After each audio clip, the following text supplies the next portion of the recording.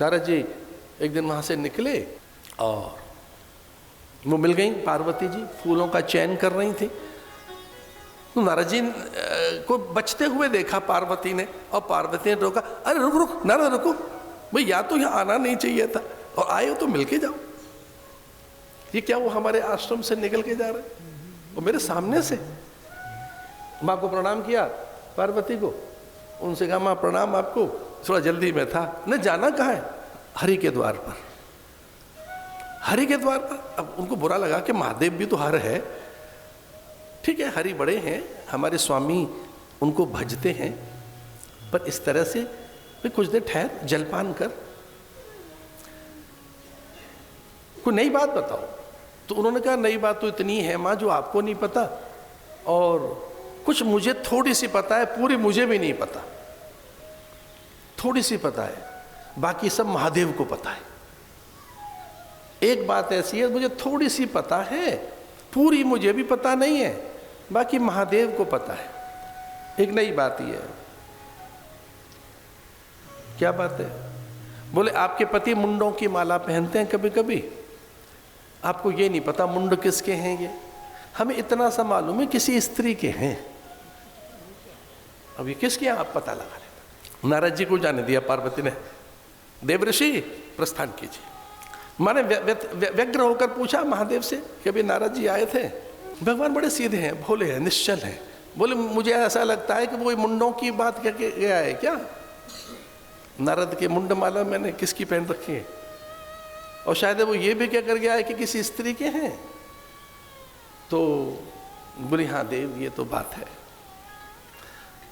आप भगवान है तो ये तो हम नहीं कहेंगे कि कोई उल्हाना है, उपालंब है, पर ये एक मन में कष्ट तो है कि आपने किसी स्त्री को ऐसे लटका के रखा हुआ है गले में, ये है कौन। तो भगवान में अत्यंत करुणा पैदा हुई, और भगवान ने ऐसे अपनी दिव्य दृष्टि से उमा की ओर देखा, और उमा अतीत में चली गई, पूर्व में चली गई, पूर्व की पूर्वता अपूर्वता में चली गई। कभी कभी हम भी ऐसा ही करते हैं, जब भूतकाल में जाते हैं तो कितना याद कर लेते हैं। भूतकाल में स्मृतियां, हमारे पे स्मृतियां तो हैं ही। महादेव ने दृष्टि दी, वो स्मृति पूर्व की स्मृतियों में चली गई, और उन्हें किसी कल्प में उनके अनेक जन्म दिखाई दिए। वो जन्मती थी, मरती थी, जन्मती थी, मरती थी, और महादेव वहाँ शमशान में जाकर उनके मुंड निकाल लाते थे और माला बनाकर पहनते रहते, माला बनाकर उन मुंडों का चयन करते, मुंडों को निकाल लाते शमशान से। समाधि में से बाहर आई उमा,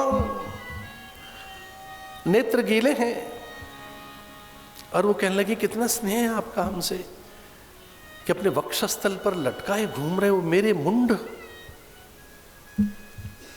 भगवान ने उसी समय उनका तारण कर दिया, और कहा पार्वती ने उमा ने कि जैसे मेरा तारण हो गया, वो कौन सा मंत्र है जिससे कई जन्मों की विकृतियां, पाप ताप संताप नष्ट हों, और जीव तत्काल ब्रह्म को उपलब्ध हो सके, सत्य को उपलब्ध हो सके, वो कौन सा मंत्र है।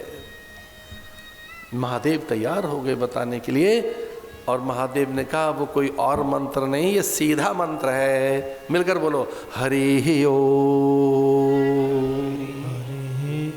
ओम भी लगाना होगा इसमें। हरि ओम, हरि ओम, हरि हरि हरति पापानि। रामाख्यमीशम हरिम। भागवत का क्रक्स है ये, बिल्कुल वो है तत्व। कभी कभी महात्मा तत्व की बात करते, पकड़ लिया करो उसे। सत्संगत्व निसंगत्वम, निसंगत्व निर्मोहत्वम, निर्मोहत्व निश्चल तत्वम, निश्चल तत्व जीवन मुक्ति।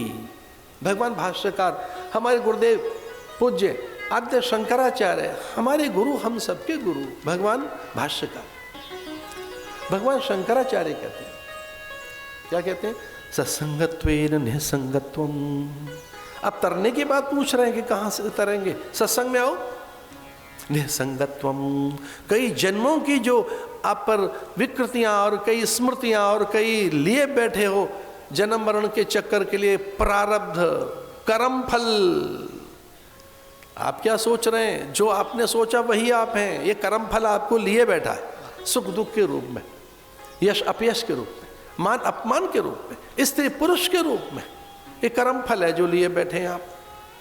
इस कर्म फल से, प्रारब्ध से, जन्मांतर की विकृतियों से कोई अगर दूर करता है मंत्र हरि ओम, हरि हर पापा, ये भागवत का भी यही मूल मंत्र है, रामायण का भी यही मूल मंत्र है, पुराणों का भी यही मूल मंत्र है। हमने कहा कथा में चलें, इससे पहले मंत्र तो बता दें इसमें है क्या। रामाख्यमीशम हरि